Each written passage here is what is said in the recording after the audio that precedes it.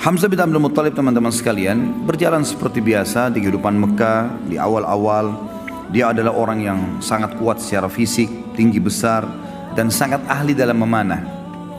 Oleh karena itu dia sangat gemar sekali berburu, gemar sekali. Di masa mudanya semua dihabiskan dengan itu. Dia naik turun gunung, ke padang pasir, lembah-lembah, dan kekuatan fisik yang luar biasa dimiliki. Dia dengan Umar bin Khattab terkenal. Jadi kalau berburu, berburu singa, ya. Dan bukan berburu rusa atau kelinci seperti antum, ya. Ini berburu singa. Dan singa ini kalau setelah diburu, ya, dan mati, memang semasa jahiliyah mereka belum tahu masalah hukum halal haram memakan ini. Maka Hamzah radhiyallahu anhu memikul singa itu di pundak sebelah kirinya dengan satu tangan, dan satu tangan yang satu memegang busur panah. Dan untuk membunuh singa dengan anak panah ini nggak gampang. Anak panah tidak semudah itu bisa menembus kulit yang tebal.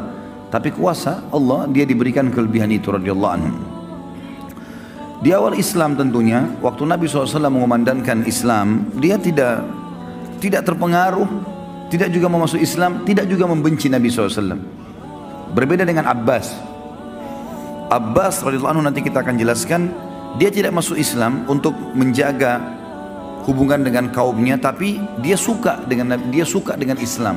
Hamzah tidak cenderung kepada keduanya, tidak ikut-ikutan membenci Islam, tidak juga mendukung keponakannya. Makanya yang paling condong mendukung itu adalah Abu Talib sebenarnya.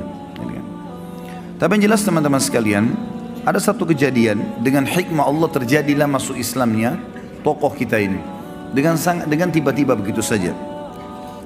Kisahnya adalah pernah satu waktu Nabi SAW waktu di Mekah selalu dicaci maki, dan caci makian ini selalu dianggap biasa oleh baginda Nabi SAW. Biasa sekali dianggap, sudahlah, kamu penyihir, didiamin. Kamu penjahat, didiamin. Kamu penyamun, dibiarin.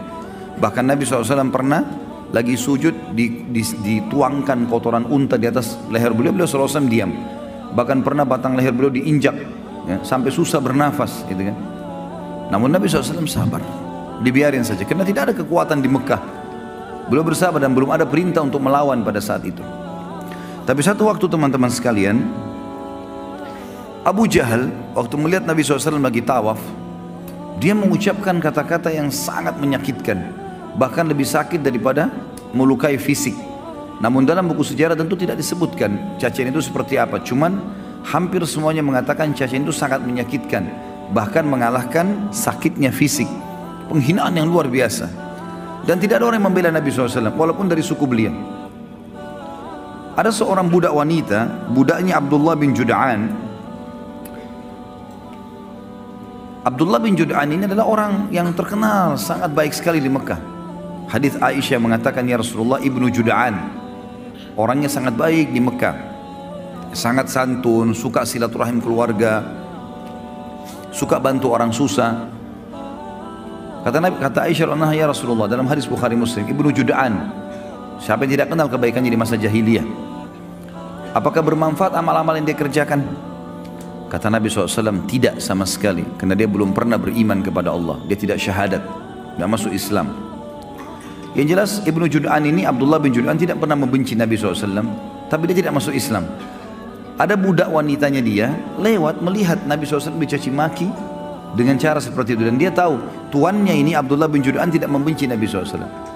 Maka dia pun berusaha mengangkat suaranya mengatakan, hai Quraisy, tidakkah kalian punya sopan santun? Kenapa kalian membiarkan ini? Kenapa dicaci maki? Nggak ada yang peduli. Apalagi ini budak wanita yang bicara.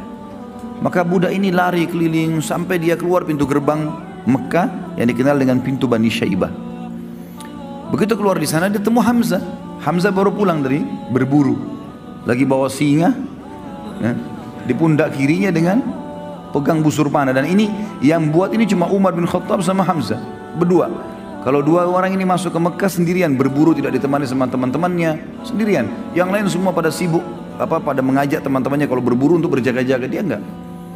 Begitu lewat, budak ini mengatakan, wahai Hamzah, tidakkah kau mengetahui apa yang Abu Hakam lakukan terhadap ponakanmu Muhammad? Kata Hamzah, apa yang dilakukan? Kata dia telah mencaci makinya begini dan begitu. Disebutkanlah kalimat-kalimat cacian itu. Tapi sekali lagi dalam riwayat tidak disebutkan. Dan memang tidak ada maslahat kita mengetahui jenis cacian itu. Yang penting memang ini perbuatan yang buruk. Maka kata Hamzah, tidak ada yang membelahnya. Kata budak tersebut, demi Allah tidak ada. Maka Hamzah nggak pakai tunggu pada saat itu. Sambil membawa singa, sambil memegang busur, langsung datangi Abu Jahal di dekat Ka'bah. Tidak pakai banyak ngomong. Singanya ditaruh di sebelah situ, kepalanya Abu Jahal dihantam dengan busur. Berdarah, luka. Karena Abu Jahal waktu itu dianggap rajanya Mekkah lah istilahnya, orang yang dituakan di situ. Maka orang-orang sekitarnya mau membela. Kata Hamzah, silahkan, maju silahkan, siap untuk mati. Hamzah mau membela. Lalu dia mengatakan kepada Abu Jahal, hai Abu Hakam, berani benar kau caci maki ponakanku, sementara aku dalam agamanya. Kalimat itu, sementara aku dalam agamanya. Padahal Hamzah belum masuk Islam ini. Dia pun tidak tahu kenapa dia ucapkan kalimat itu. Maka Abu Jahal mengatakan, biarkan dia, memang saya yang salah, saya sudah berlebihan telah menghina keponakannya. Hamzah radhiyallahu anhu pulang ke rumahnya. Dia renungi kalimat tersebut. Kenapa tadi saya ucapin? Apakah besok saya harus kembali ke Quraisy dan mengatakan bahwasanya saya bukan di agamanya Muhammad? Dan ini aib bagi orang Arab, menjilat kembali ludahnya. Sudah mengucapkan lalu ditarik, nggak mungkin. Tapi kalau saya tidak perbaiki, saya bukan muslim, bukan agamanya Muhammad. Dia bingung pada saat itu. Pada malam itu dikatakan dalam riwayat-riwayat yang sahih, dia berdoa kepada Allah mengatakan, ya Allah, kalau agama keponakanku Muhammad benar, tanamkan dalam hatiku.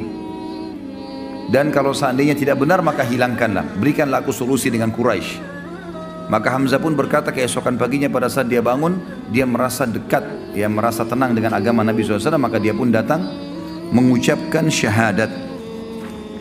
Dan ini rahasia masuk Islamnya Hamzah radhiyallahu anhu.